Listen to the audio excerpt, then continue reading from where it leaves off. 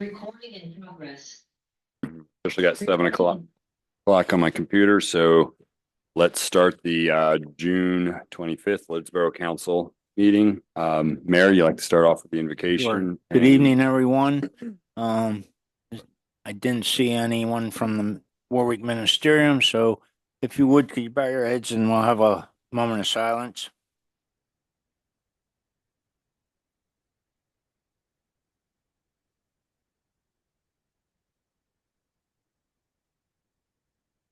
Amen. Could we stand for the pledge of the flag?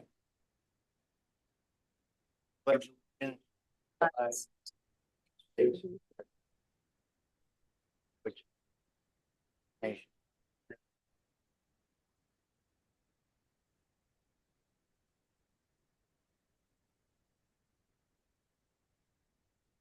All right, the first thing on order is approval of the May 28th meeting minutes. Move I'd to like to make a approve. motion to approve the council meeting minutes from May 28th. Second.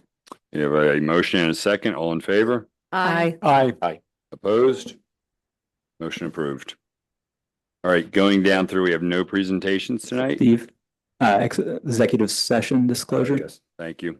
Wrote it on my handwritten one. Just to share with the public and everyone, council did have an executive session at 6 p.m. today to discuss personnel matters. Thank you for the reminder, Elijah. All right, going down through, no presentations, no ordinances, no resolutions, and we have one agreement. And I'm going to ask Elijah just to give a high level update on some of the changes. Sure. This is the intergovernmental cooperation agreement for the Warwick Emergency Services Commission. It's much the same as it always has. It's really updated for two reasons. The first is Elizabeth Township has switched from Northwest EMS to the Community Ambulance Association. The other one is because of Mike Smith's hiring as being the deputy fire commissioner.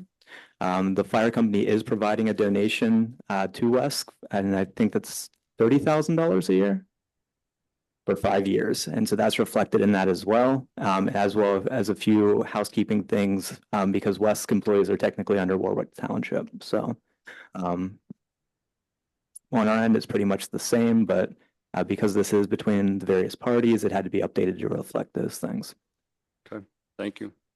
Any questions, council members, public? Okay. Be looking for a motion. I'd like to make a motion to approve agreement number 564, amended and restated intergovernmental cooperation agreement, Warwick Emergency Services Commission. Second. We have a motion and a second. All in favor? Aye. Opposed? Motion approved. All right, quickly getting into the council members forum. Ken, first up with water and sewer. Hey, thank you, Steve, and good evening, everybody. I have 3 items of business tonight. First is our Infomark report, and Nate is going to come on up and give us his summary for the month of May. Nate, welcome. Thank you. Only main things are we did complete the LED conversion at the water plant for the filter rooms 1 and 2 and the high service room. And then we're test dosing dry chemical mag instead of liquid form. It's a lot cheaper. And so far it's doing really well. We're also going to be testing. We were able to negotiate a better price for the zinc orthophosphate. That'll be in next month's report, but it's about a 30% decrease in price as well. And that's the biggest hit at the water plant on chemical wise. So that'll see a good decrease in chemical price for the water plant. And then just like I said on here, we did have some SCADA reprogramming from the DEP filter plant performance evaluation. So that was completed. And then the other big thing was McDowell had made some during the inspections of the annual hoist inspections at the wastewater plant, water plant, they had made those repairs. And then Ken had asked me to kind of just talk about Just for everybody, we've Yep. got a lot of projects going on in our two plants. And so just asking how we stand for quarter two, and then how does it look for quarter three and four for completing about 12 projects? We're on schedule. Most of the projects are, say, actually scheduled.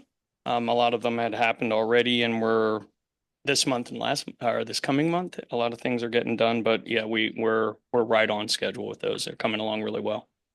So you have the resources and everything in place to complete? Yes. Okay, thank you. Yep. Thank you. Hey, Nate, chemical purchasing is important for maintaining these facilities, and we appreciate y'all's help to look for savings and still provide the level of service that we all expect at our two facilities. So thank you for letting us know about that.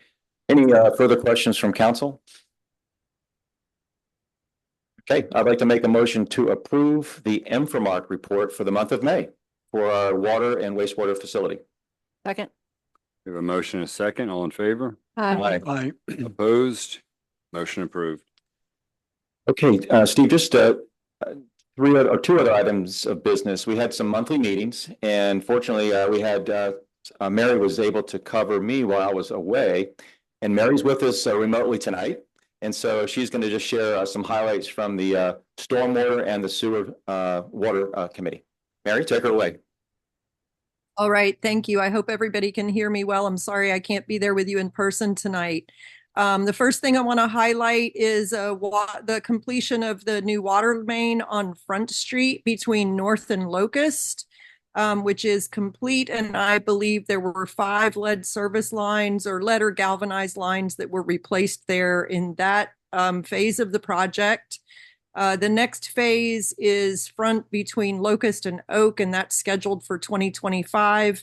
Residents will be receiving letters soon about any financial impacts that there may be there around the existence of lead service lines. So just to let you all know, we are proceeding with meeting our federally mandated obligations regarding getting lead out of our system.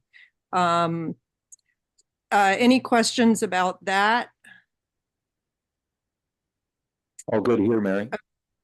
Okay. The other item I want to highlight from the stormwater area is that the county hazard mitigation plan is underway. And I want to acknowledge Wesk, who is overseeing the regions, the borough and Warwick and Elizabeth Township's participation in that planning process. Thank you, Jordan, for putting that up. The reason I wanted to highlight this tonight is that, first of all, I want to commend Wesk for their work and getting the borough and everybody's responses into the county emergency management agency so that we are full participants in this plan and as such are eligible to receive funding that's available through FEMA, and that's the Federal Emergency Management Agency. You all thought I might owe a quarter there, didn't you? The PEMA, the Pennsylvania Emergency Management Agency, funding for hazard mitigation projects, flooding projects, things like that. The other thing I want to highlight is that they are inviting the public to participate and identify the priorities around hazard mitigation planning. So the slide that's up on the screen includes a web address where you can go if you aren't able to capture that and you're interested in seeing the survey and potentially providing responses. I would say just go to Lancaster County, PA, just put in your search engine, whichever one you use, Lancaster County Hazard Mitigation Plan Public Survey, and I think it will take you to the page where this information is being collected. So we'll keep you updated as this planning process moves forward. And I just want to also thank staff for taking the initiative to beginning doing some just sketching out and identifying areas where we have we call it nuisance flooding in the industry, kind of places where it may not be major flooding that results in property damage, but roads are flooded, things like that. So we are beginning to collect that information as well so that we can make sure that our storm sewer system is capable of handling increasing storm events, the rainfall from increasing storm events. So that's it. Any questions? None here, Mary. Nice reporting. Thank you. So just to finish out, Steve, we have goals in our subcommittee, and all of them are making progress. The lead line removal is one. We continue to work on our user fee for the water in the community, and the final one is that multi-year capital improvement. So all of those are moving forward and making progress in terms of goals for the year. And that wraps up our report. Awesome. Thank you, Ken. Moving on to Tanea. You've got your hands full here. Got I 11 items. certainly do. Okay. All right. So let's start with Layman Street. Jordan, if you could put that up for us. I want to show you guys two different pictures. So, for you have not been here before, we're trying to make this, determine whether to make this road a staggered parking or one-sided parking. So vehicles can get down, fire trucks, snow plows, and so forth. It's a fairly narrow road. So in the picture you're looking, this is the original one that we had last month. The goldish out properties also have off-street parking, the gold colored squares. So they all have off-street parking on that Layman Street. So you see there's only 1, 2, 3, 4, about 5 houses that are affected with this. So this is the stagger parking. It's hard to see. The yellow would be on the south side is staggered. It'd be no parking there. We'd have some on the north. And then as you continue up that street, it gives us about 17 spots if we stagger them. But we were informed by the owner it's going to be, I think it's kind of, Jordan, if you can move it up just a teeny bit, we can see the corner. There you go. Thanks. 316 North Water Street. That's the corner lot, far left or far right bottom of Layman Street.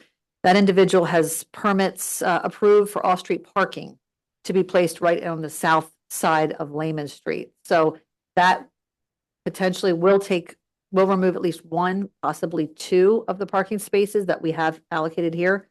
So we're down to about 15, maybe 16 parking spaces. Now, if you could shift me, Jordan, over to an alternative option. Let me just ask, Go so ahead. the permitted, does that resident park on the street already right now?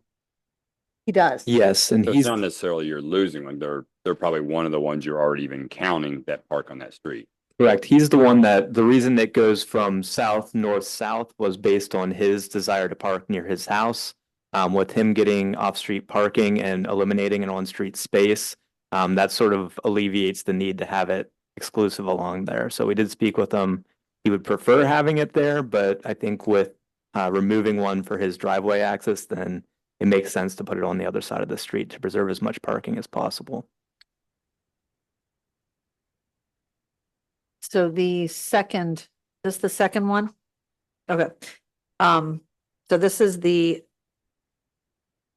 alternative one that shows, I think it just, you'll see, we get 17 parking spaces out of that because they're all going to be on the north side of Layman, going up, and then they switch over to 6 parking spaces on the opposite side. So we can talk about this. Would you prefer, or questions about this? I just think it makes more sense. We get 17 spots going one-sided. It's a lot easier to mark also because it's all Refresh my memory.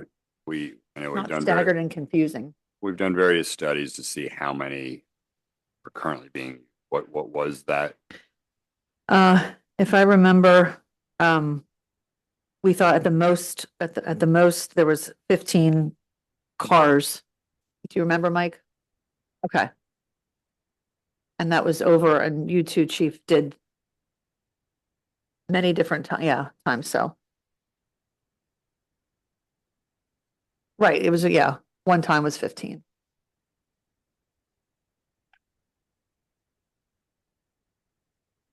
Well, Okay. I'll chime in here and just say that I think the option that you have up on the screen now, where you've got all of the parking on the north side of the street and that block between Seaber and Water, and then that allows for the driveway access there into 316.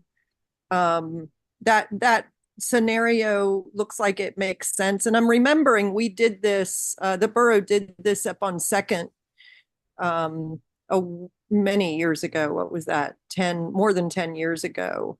And it seems to have gone over quite well. And I think for drivers, it's easier to have it all on one side. So I'd be in favor of moving forward with this scenario. Okay, thanks, Mary. Anybody else? Where did we land on, I know we talked last month about trying to map out this, where do we land on? So every one of these residents has seen this or shared with them? We haven't got to that I don't think point we yet. have. Okay. Have we? No, this is just So that would be the next internal. step. Send it out. I have a question. Mike, could you tell me where water for fire would be located, and would the parking prevent you access?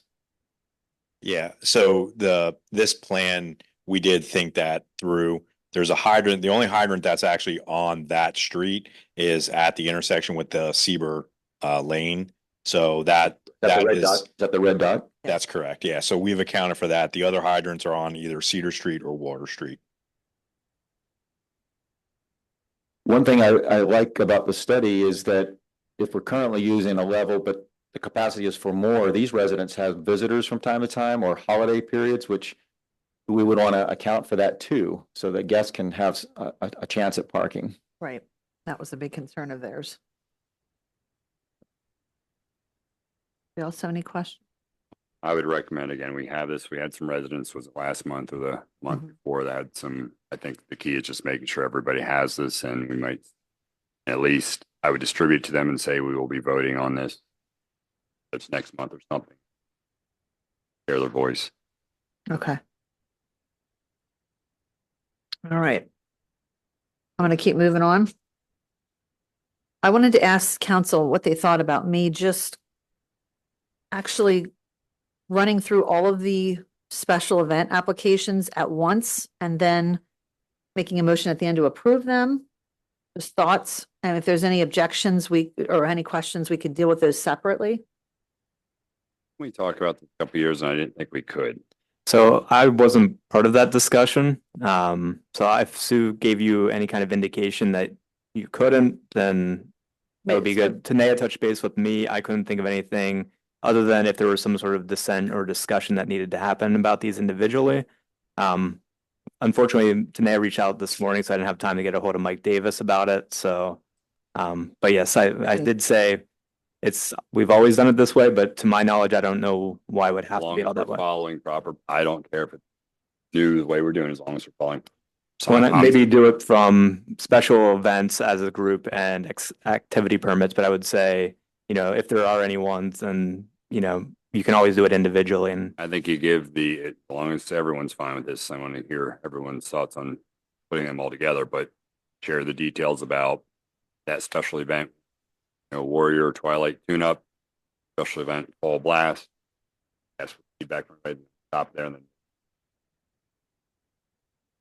or say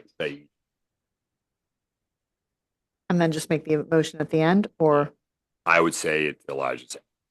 I want to lump all the special events together and lump all the activity permits. Okay. But to be clear, I like the event to be described in detail, because Absolutely. there might be people in the audience who want to know about it, Sure. and this is a great way to share information. Is that okay? Yeah, go through each one, share Yep. the details of it, ask if there's any questions, then Okay, I can do that. All right, let's start this. I'm going to start with the special events. We've got the 2024 Warrior Twilight Tune-Up. That's an invitational cross-country race. It's going to be on Saturday, August 24th. Running time from 5:30 to 10:30 p.m. And it's organized by the Warwick Cross Country Parents Association. There's going to be a road closure on West Maple Street from 5 to 10 p.m.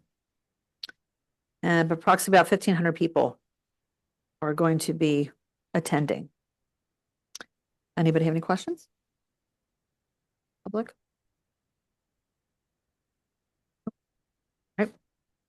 Moving on to Hearts Physical Therapy 5K run. It's a 5K run beginning and ending in front of Bondfield Elementary School. It's going to be on October 5th of 2024, running from 9 a.m. to 10:30 a.m. And it's organized by the Hearts Physical Therapy charitable organization. No road closures, and it's going to be a 5K run and walk. Any questions? Anybody? Okay. We've got the community movie night coming up July 20th. Go ahead. Well, I put those together. I was again, especially. Oh, I'm sorry. Yes, you're right. I'd like to make a motion to approve both of these special events applications. Second. Motion is second. All in favor? Aye. Opposed? Motion approved. Okay. Now we're on to the activity permits.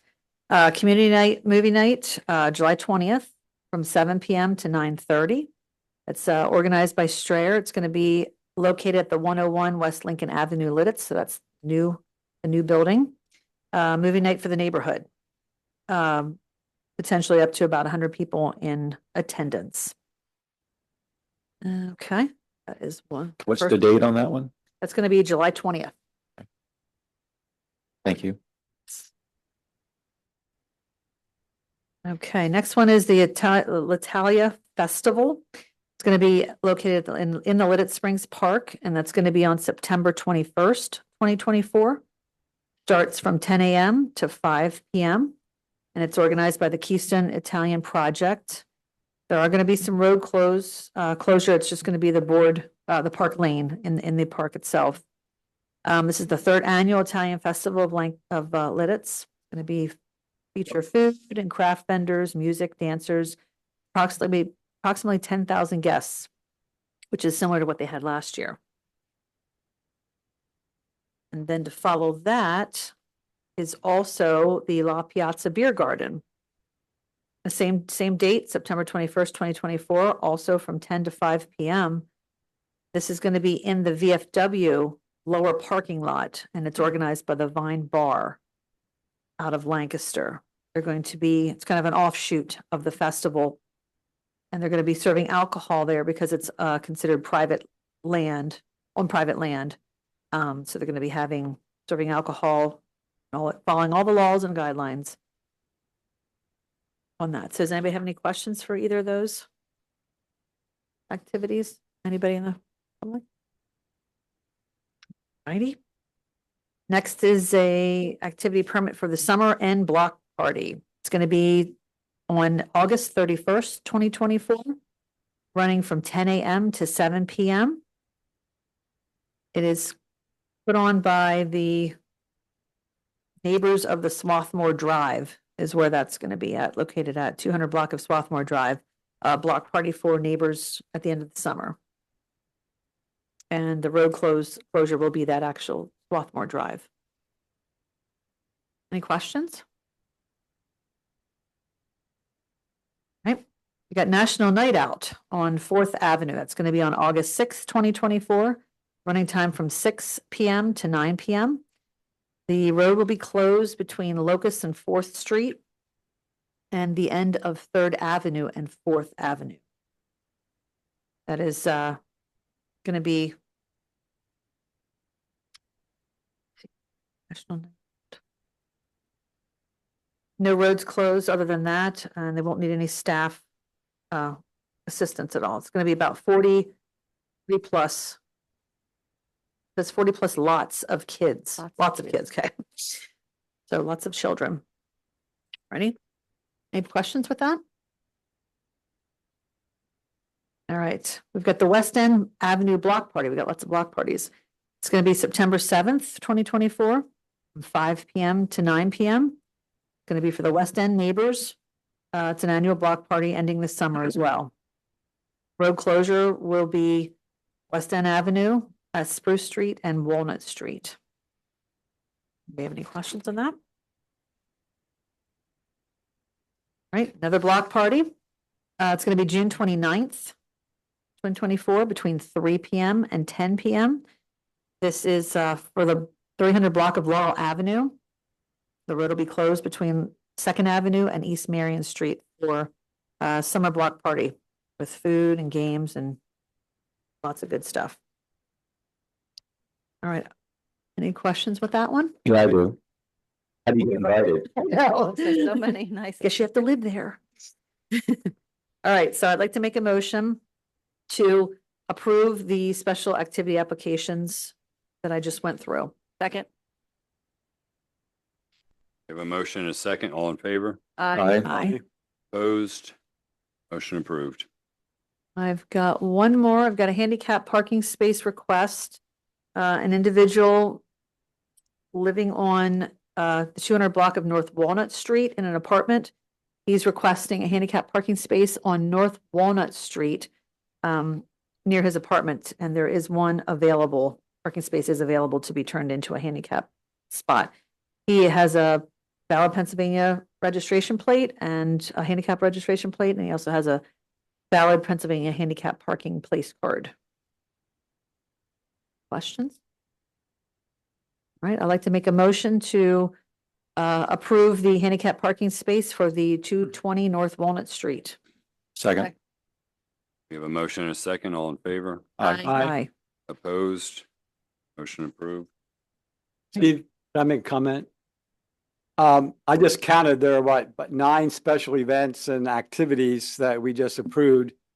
That's where our community comes together. I think it's pretty cool that the Lititz community finds ways to celebrate our life together as a community, and our citizens and our people are very interested in getting together and doing things. I think that's pretty unique to this community. One of the things that makes Lititz a special place. So I think that's a real asset to who we are and how we view our community.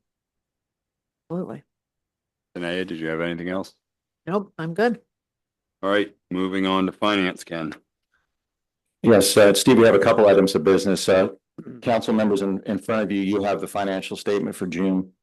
You'll notice that for this particular month, the expenses were higher than the revenues, but for the year to date, we're ahead in revenue over expenses as a year to date expression. As far as revenues are concerned, we've received up to about 50% of what we budgeted for, and we've spent about 39% of what we've planned to spend. So still a lot of work to be done for the rest of the year. You'll notice that highways and street revenue is over budget, and this is due to an enormous amount of work that's being done by UGI. They're doing a lot of replacements and connectors throughout the borough, creating a lot of road openings there. And that's driving that budget line over what we had planned it to be. And then we had one prior year revenue that's over budget due to a health insurance rebate that came in. Any questions from council? Okay, I'd like to make a motion to approve the financial report for the month of June and pay the bills. Second. We have a motion and a second. All in favor? Aye. Opposed? Motion approved. So Steve, there's just two other items just to express. We had a finance committee meeting. Want to make a few announcements. Like last year, the finance committee is going to do a mid-year financial report at the July meeting. At that meeting, we'll also include an opportunity to explain the 2023 budget surplus that we experienced last year, and then what our plan is to move forward and how steps that we'll take. I want to let you know about that. And then also Brown Plus, our new auditor, did meet with us in May and went through our audit and had a good discussion with them. They're invited to come to the July meeting and make a presentation. We're not presenting that tonight because as a new auditor, they are doing an internal audit of the process, and we have not received their report back.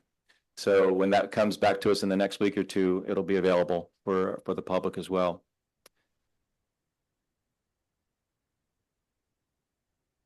Okay, one final thing just to mention is that since we do receive state funds for our pension plans, they were both audited recently and both were found to be in good order and there was no issues to report. And Steve, that's my report. You have a couple acknowledgements of donations. Oh, yeah. Yeah, that's the report. And then we are grateful to express to our citizens here in Lititz some donations in lieu of taxes.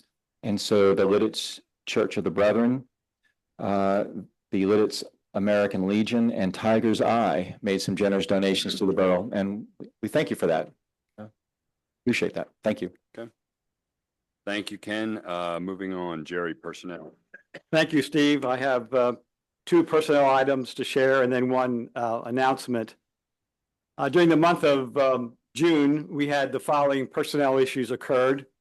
We had a probationary officer was terminated from the Lititz Police Department due to disciplinary issues.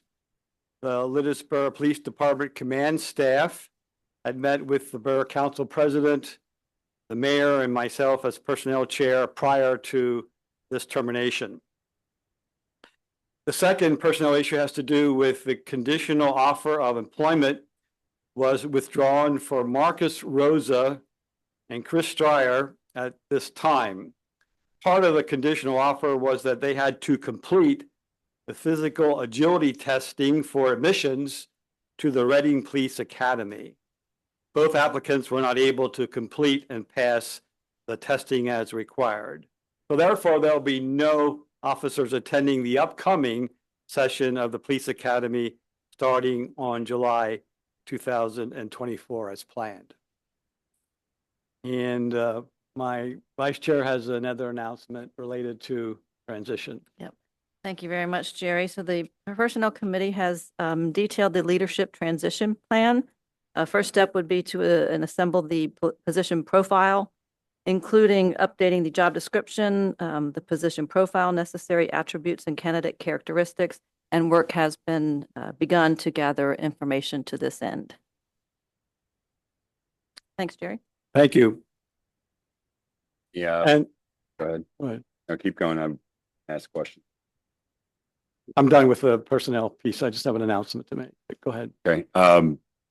First of all, council members, any questions on any of that?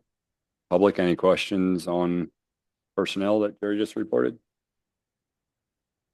Okay. One announcement, one of the goals for the Personnel Committee is to update the purpose statements for some of the committees and to begin recruiting volunteers for future committee openings.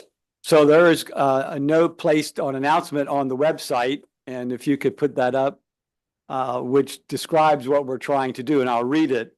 It says, volunteers needed. The Lititz Borough Council is seeking volunteers to join the various Lititz Borough committees. Joining a committee is a great way to learn about the operations of the borough and to contribute your skills to make Lititz a special borough. If you are a Lititz Borough resident, please consider volunteering for any of the committees listed under the board and committees on the homepage of the website and click on interesting in volunteering. So we are really wanting to develop our bullpen for committee membership. Already we received a number of applications through the volunteer questionnaire and just wanted to encourage people to respond. Jordan and I have worked out an arrangement where we're logging the questionnaires and the responses and following up appropriately. That's all I have, Steve. Okay. All right, moving on to planning, Christine. Thank you, Steve. Council, you've had another month's opportunity to review the ordinance amendment to address the A-frame sign request by our downtown merchants. Are there any questions or comments at this time? Our next step would be to advertise the ordinance. Questions, comments from the public at this time? Did anyone here to speak on this? Right, if there's anything new? No, okay, if nothing new, then. This, I would like to say I'm in support of our downtown merchants. Did anything to help them attract some of the folks that come by. But I think in the last discussion, there was some reservations we may have of what this legislation may do for some of the merchants, and also the difficulty in enforcement. I'm concerned about if that's really the right legislation that we want, where it might create some that can participate, some that can't. And then also if it's going to be difficult to enforce, that's an ongoing problem. Is there a better way to help support our merchants in this avenue? And that is some of the discussion that happened at the planning commission. Some of the points that were brought up is that there will just simply be some buildings and some merchants who will be allowed to have an A-frame sign and some who won't, just by the mechanics of the way the streets and sidewalks are laid out, tree wells and different unique attributes there. And then as businesses change hands, it could become an enforcement issue with Lori, our zoning officer, having to explain who's allowed and who's not allowed to have one. So it does create a little bit of a winner and loser situation, and that's been discussed at the planning commission. Again, our merchants are asking for this because they have identified that these signs do play a role in the success of their business. So we're trying to respond to that request. Did any of the data reflect how a storefront and how it's merchandised or how the storefront is decorated compared to an A-frame? Was there any insight on that in the study? Not to my knowledge. Todd, do you want to speak to any work that was done there?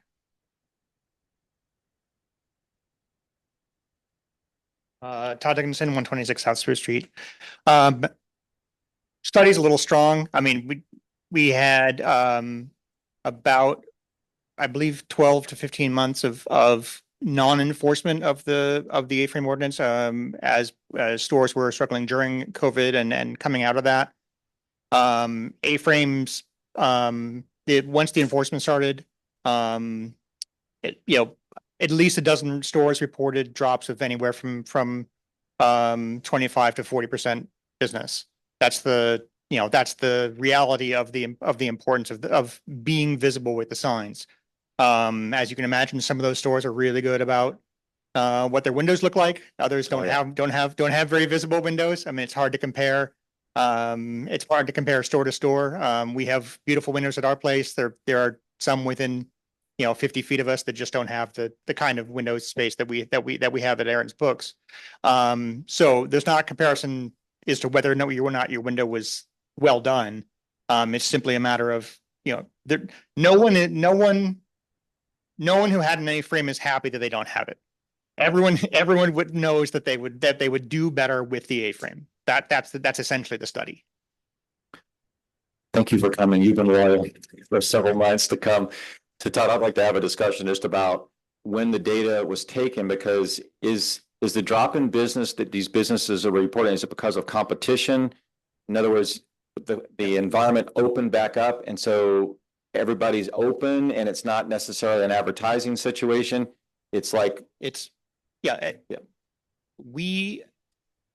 We know just by having a little stanchion, 9x9 on our top step, inside the overhang of our building. When that's out, more people come in the store. When there are people on the streets, we do well. When people stop and read something about our store, we do better. Okay. And so we believe A-frames are not the only thing that's good about having a business. They're not going to fix all the problems of businesses that are struggling. Mm-hmm. But it's certainly an improvement, and it's certainly something that we know works. Because it's dynamic signage, people will take that extra moment to see what that store is about. If there's an A-frame sign as opposed to not.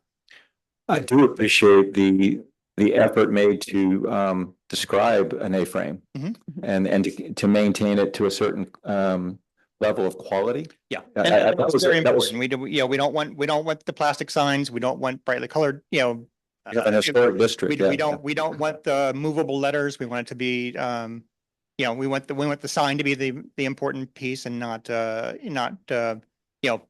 letters missing, words missing letters because there was a little bit of wind one afternoon. That's not the look we want, and it's not helpful.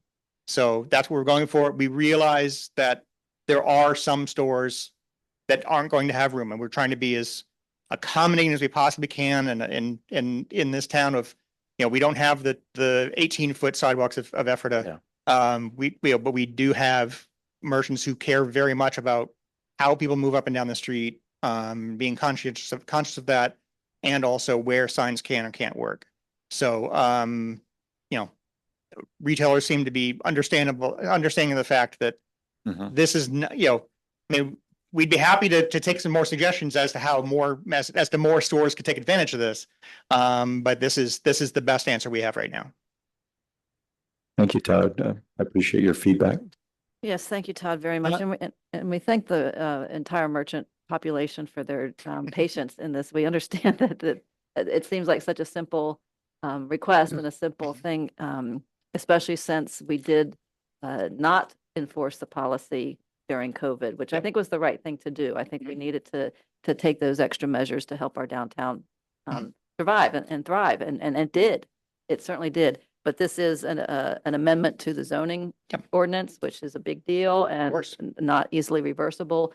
So we definitely appreciate the patience that's been shown and the diligence that's been done. Chris, I'm in favor of this. I did a little informal survey from some of the merchants downtown and asked them the questions about driving business to their store, and they said it did. One merchant said 30% when they have their sign out. As I walk around town, I kind of look at what the signs look like, and they're done very well. They're done tastefully. I think it's a great idea for our community and can support the ordinance. Thank you, Jerry. Take that. Or comment, council? I think the key thing, and we had this conversation last month about the open signs going through the process, just making sure there's consistency with it, consistency in the quality of it, so it doesn't become a hodgepodge of different things. Went through open sign years ago. We have a. Okay, what's the question?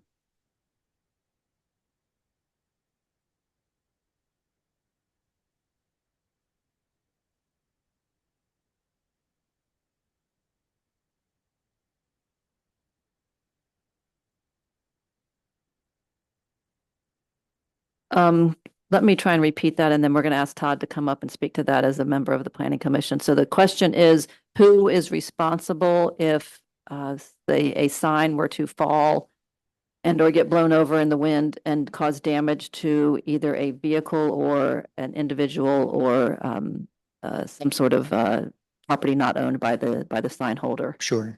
One of the things that was included in the ordinance is that the merchant who seeks to place an A-frame has to file with the zoning officer approval by their landlord, but also an insurance waiver that would cover this. So the person, whether it's a restaurant or a retail or establishment who's placing an A-frame is taking on that responsibility, and they file that with the zoning officer before they're allowed to place the sign. Thank you, Todd. And thank you for the question, Linda. The action item that will be taken tonight is to approve advertising this potential zoning amendment. So you will have an opportunity then to read the proposed amendment in full. Are there any other questions or comments? This will allow the public then to come out and speak. Yeah, there'll be a hearing for it. Yes. This is just to publicize the ordinance, publicize when the hearing is going to be. Anything else? I will go ahead then and make a motion to advertise the ordinance of the Borough of Lititz, Lancaster County, Pennsylvania, amending Chapter 122 zoning to define, permit, and regulate A-frame signs in the borough. I'll second it. Motion and second, all in favor? Aye. Opposed? Aye. Motion. Thanks, Mary. And thank you all. Motion approved. All right. Oh, I have one more thing, I Okay, believe go you. ahead. Yep, let me get to that here. This is a request by Moravian Manor to add an addition, and I'm gonna turn the floor over to Elijah to speak to this. Sure. The addition would be a 1,000 square foot dining room addition that would be built over an existing patio. It's a very small addition in respect to the campus. I asked them to crunch the numbers and it would represent essentially 0.5% increase over the overall square footage. The definition of land development boiled down essentially is that any improvement for a non-residential building could be considered land development and go through the land development review process. We discussed this at Planning Commission earlier this month. None of the commission members felt that it would be appropriate to do this since it's internal. It can be seen maybe from the street if you're really looking closely. It wouldn't need stormwater because it's on impervious, because overall it's a very small addition to the overall campus. So they're actually recommending that council waive the requirements or modify the requirements to do land development for this. We did do something similar for the school district last year for their addition. Again, it was an internal addition for the athletics wing. That one did require stormwater review, but they had already put in stormwater facilities in excess of what they needed for the field house, and council approved it at that time. Elijah, if I recall the ordinance, I remember this coming up, something, I think it was like Northwest Bank. On the square footage requirement, right? It non-residential, but it had to be anything above an square foot amount. So that's the redevelopment provision in there, which is where form-based code comes in. If it's 20% of the overall square footage, again, this would be 0.5% of the overall. So very minimal in respect to the campus. Jordan does have it on the screen and on share screen. That is it zoomed in. And if Jordan, if you can just zoom out, I think that gives kind of a respect to the find the zoom out function.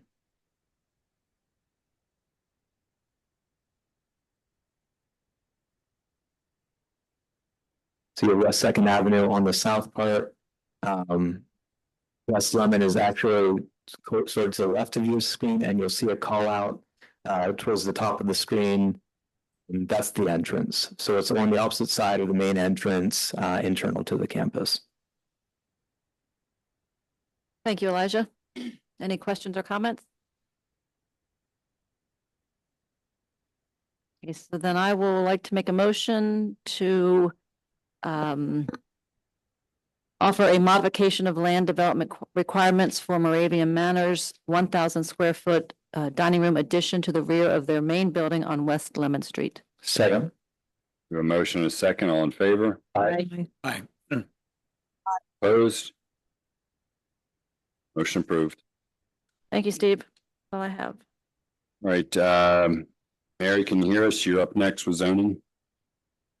I am, and again, no report. And I just want to clarify that the zoning hearing board does meet as an independent body, and I encourage those who may be interested in what's happening with zoning to participate in the zoning hearing meetings and follow that. I have Tanea and I are the zoning subcommittee, and we have started meetings with our zoning officer, Lori McIntarfer, to talk with her about some goal setting for the year and the things that are coming up.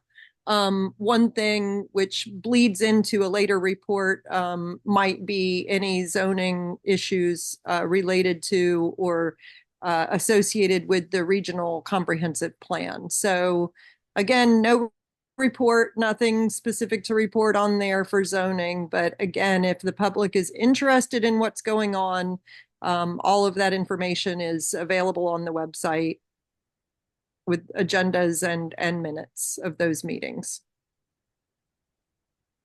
Okay, if nothing else, Mary. That's it.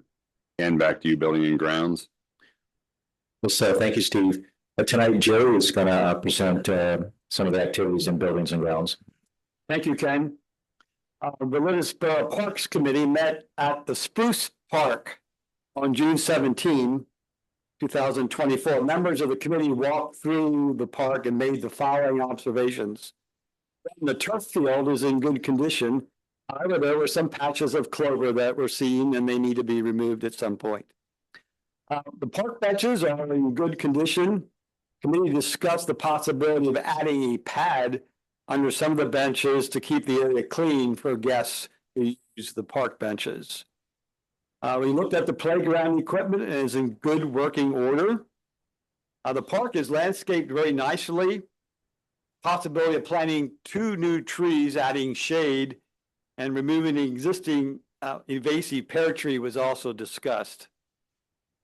There is a shed near the baseball field and the committee is going to monitor the condition of that shed.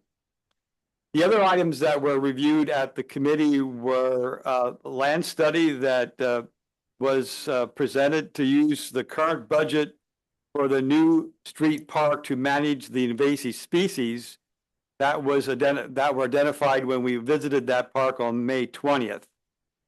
And former Councilman David Brubaker is interested in purchasing a park bench in memory of his wife to be placed at the Spruce Street Park. Apparently, they use the park a lot, and this would be a memory of her.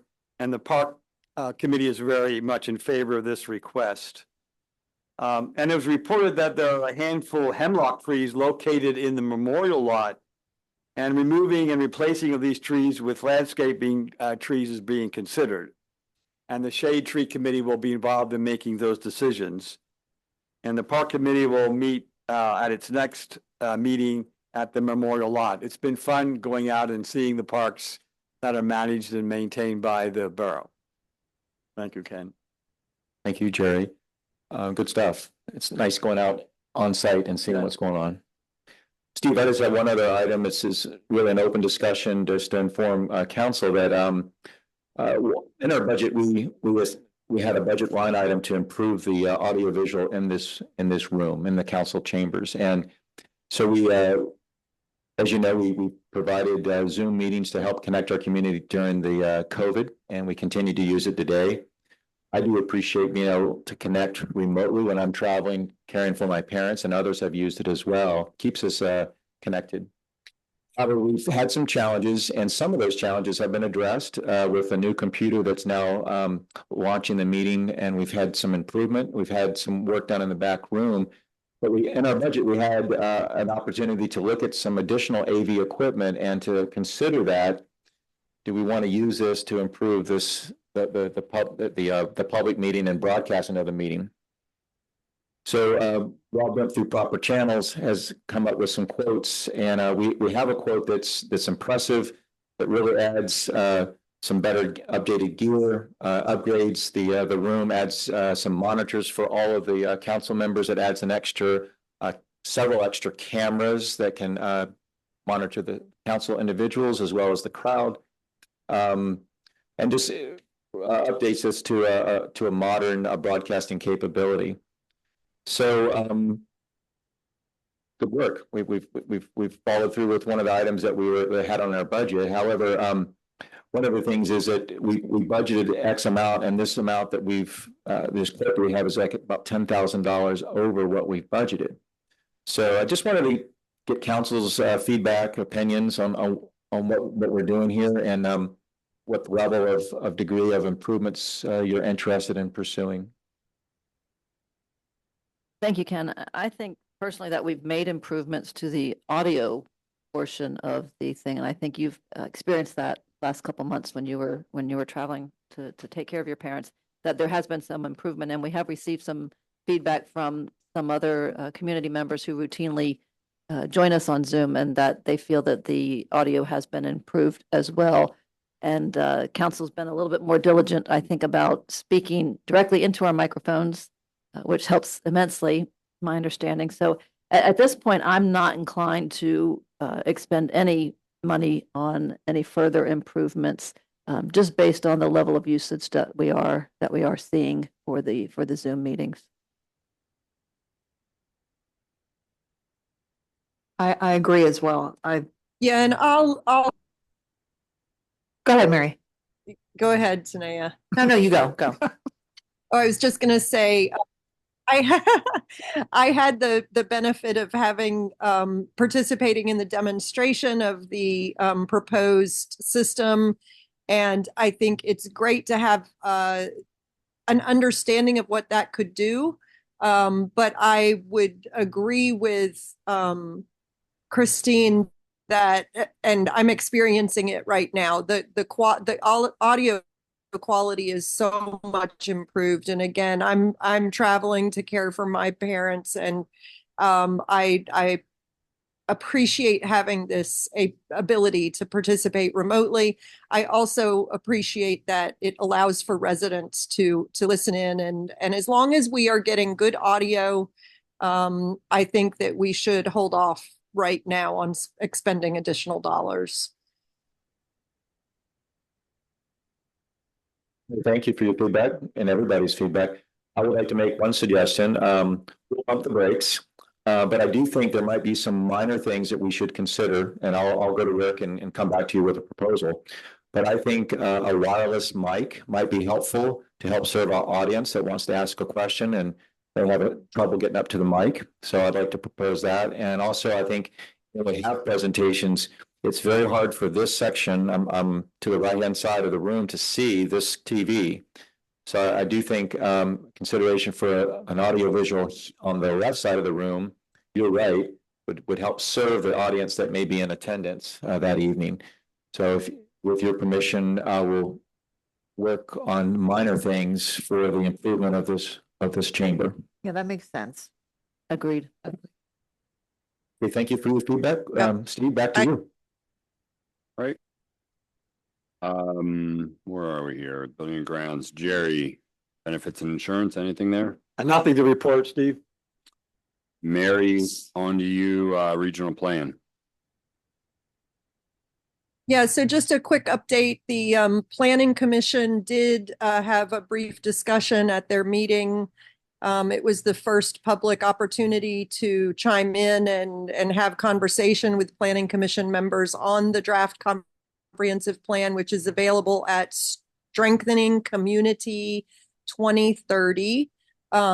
It is a dense document to get through if you're not used to reviewing these types of documents, but I would encourage the public again to just go to the website, look at the document, look at the goals, and go to the Planning Commission meetings. The end of, well, let's see, their next one is the beginning of July, and then public meeting again in August, and council will consider for adoption in either late August or potentially first meeting in September. So more on that to come. But again, just really encourage people to go review the plan, find the things that interest you, and begin to start to wrap your arms around what's in there and what it means for the future of our community. And a lot of this is going to depend on getting new leaders involved, new people involved in conversation. So just hope people will go there and take a look at that. And That's all. Mary, I'll just add quickly that next planning commission meeting is a week from today, 1 week from today on July 2nd, for anyone who wants to attend. Great. Thank you, Christine. Right. If there's nothing else, Mary, we've got into the reports from the staff. We have the report from the borough engineer. Any questions, council? Not in attendance? No questions. We will move on to report by the mayor first. Yeah, just one thing. I represented the borough by attending the 25th celebration of our current library at the corner of Kissel Hill Road and 6th Avenue. It's an amazing facility. If you haven't been there, the librarians gave a recap of what they do during the year, and it's quite amazing what they do. All the programs they have like 400 or 500 programs a year. Plus they lend out over 500,000 books a year. So, and the fact that our community was able to support it, during their presentation. They said the consultant said that, they were planning too big, when they built the library, when they were looking to build the library, and they said, well, you don't know Lititz. And that's how our community comes together on projects like that. So again, it was a very uplifting day, and I was happy to represent us. Thank you, Mayor. Chief, anything? Excuse me, I have a quick question for the mayor. Yes. On the junior council person, can you confirm the criteria for junior council person? Is it rising, sophomore, junior, or senior? I would prefer a sophomore, a junior or a senior. When you say rising, that they are going to be a junior and or a senior. Okay. If a sophomore is available and he's really interested, I'll interview anybody. And quite honestly, I want to get together with whoever's taking care of our website and put something on there so that's out there for the community. Okay, I am aware of a rising sophomore. It's not a he though. But Does not matter. we'll submit we'll get an application submitted. So thank you, Mayor. You bet. You didn't have anything, Chief? All right, we also have reports from managing directors. I think you guys were all aware, just public. Rob is not here tonight. He had some teeth pulled, I believe, is why he was not in attendance. So any question, I'll start on Rob's. I'm sure Elijah might be able to relay the question to Rob. Mhm. No questions. Any question for Elijah's report? Elijah, anything further to share? As most of you know, Cedar Street's open. Everything's going well. And we have one more invoice coming, but that looks pretty much close to budget for that. The other thing is that we're starting to reach out to property owners along Front Street for next year's water line replacement. There are two areas where NTEC is looking to have easements, so we're going to have meetings with those probably in early July. Thank you. Nothing else on the managing director's reports. We have no new business, no unfinished, no other. Public comment section. Just real quick, I don't know where this would get classified, but we kind of, maybe we missed it on buildings and grounds, but the ribbon cutting for the 6th Street Park is coming up, and I just wanted to make note that that is something that everyone is invited to. And Elijah, give me the. Well, we didn't want to overwhelm the park, so we did it for the invites to the people that took part in it and provided comments and everything like that. Okay, I stand corrected. Thank you. I apologize for that.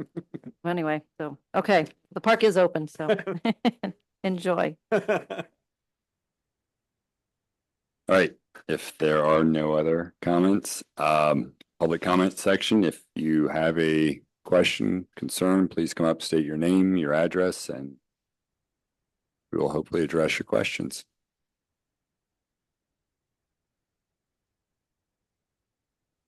All right, if not, no questions. Nothing. Nothing on Zoom. One final. Somebody back there have a question?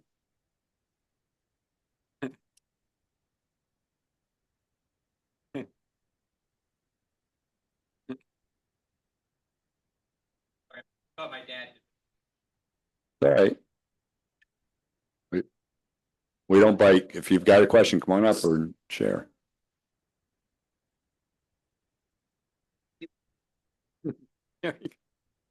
Hi, Brad Bergman, 301 Linden Street. Robert Bergman, 412 Hensley Street. I talked a little bit with Jerry about this, so he knows, but talked a little bit about Brad Bergman, 301 Linden Street. So I guess it was a few weeks ago I went to visit my father's house at 412 Hensley Street, and his neighbor's house is pretty out of control. The yard is, I don't even know how high, taller than me, I think, the amount of weeds, and just we were just curious if there's been, I know Jerry said there was some discussion with the man about his property, but it's just sort of, been by 20 some years, just seeing it sort of rot. And I was just curious about, I guess, what action can be done to sort of deal with this. I'm going to ask Mary to respond to this because I know Mary's been actively involved. We know, we're well aware, and Lori, the zoning officer, is very well aware, as this is, as you shared, been going on for several years, and there's been various attempts to remedy the situation there. But I know Mary has kind of been taking point on that. So Mary, if you want to share. Yeah, and thank you for coming and expressing your concerns. The property owner has received violation notices, and there is action being pursued through the legal system, and we will see how that unfolds. But we are addressing it, so appreciate your concerns. And Elijah, if it would be if you want to add anything to that, any clarification, or any follow-up in terms of how the Bergmans can be apprised of future actions. I think with the, we are getting into an enforcement and legal action, so I don't really want to comment too much on that at this point. But Mr. Bergman, I know we've been in touch via email, so as things progress, as things become finalized with any kind of judgments, I'm happy to kind of brief you on that. I think if there is any improvement, you're going to probably see it quicker than we will, since you live right next door to it. But yes, things are proceeding. There are, as Mary said, there are violation notices that have been sent. But at this point, we have to wait for the process to proceed. Just in short, again, we apologize. It probably hasn't been remedied as quickly. And I know I've seen the history of the correspondence over the years. Chief has been out there several times. Lori's been out there several times. Right. And the reason I was hesitant on coming up is the threats that have been happening. So I'm just so you're aware, he said this is his last stand. So I know the chief knows what he said about him. So I know I've seen the correspondence, and I agree. It's concerning with some of the statements there. He said this is it. So we're hoping again, and hopefully he's telling a story again, like he told the chief about him having stage 4 cancer, 25 years ago. And so that's why I was mowing his grass and, helping him out for many years, but shoveling his snow. But yeah, I think he was maybe telling a story about that too, I believe. So I guess we'll see, but just so everybody's aware, it's clearly in violation, and it's just a matter of the steps to follow through on the enforcement. And we're hoping this might finally come through on the enforcement to get there. But I wish you all the best. Have you been threatened, sir? Not specifically, but I have heard very serious threats to the chief and the zoning officers in the past. Yeah. He's very careful about, threatening, but I do live right beside him. So, yeah. Sounds like you've been a very gracious and understanding neighbor for quite a few years as well. And I think that speaks to this community and just and it's the worst it's ever been. He said, this is the worst it's ever been. This is it. This is my last stand. So he has admitted to you that he knows that it's gotten out of control, and that this is his last stand. So this is his last. He said, it's the worst it's ever been, isn't it? Right. Okay. So he's acknowledging of that. And he's aware. Very that seems to speak that he thinks that there's going to be an end point at coming again. Hopefully that he was just talking. And okay, that's the concern. I think. But it is that it's a it quote is unquote last stand. Yeah. Okay.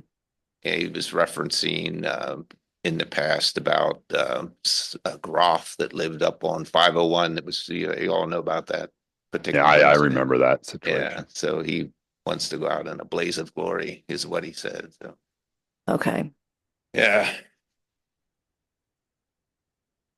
Thank you for coming in tonight and getting up So to speed. we- No, it's not easy. Hopefully we'll have some progress for you the coming months here. Very. Mary, did you have some? Thank you. I just wanted to say to please just mind your safety, and we are doing everything we can at this point to get this resolved. So thank you for your patience, as has been said, and please follow up with the chief if you have any safety concerns. I think that's appropriate direction, chief. He said yes. Okay, great. Okay. Thank you. All right, no other public comments? One final item on the agenda. Motion to adjourn? Second. Second.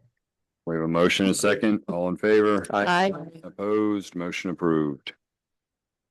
Thank you. Good night, everybody.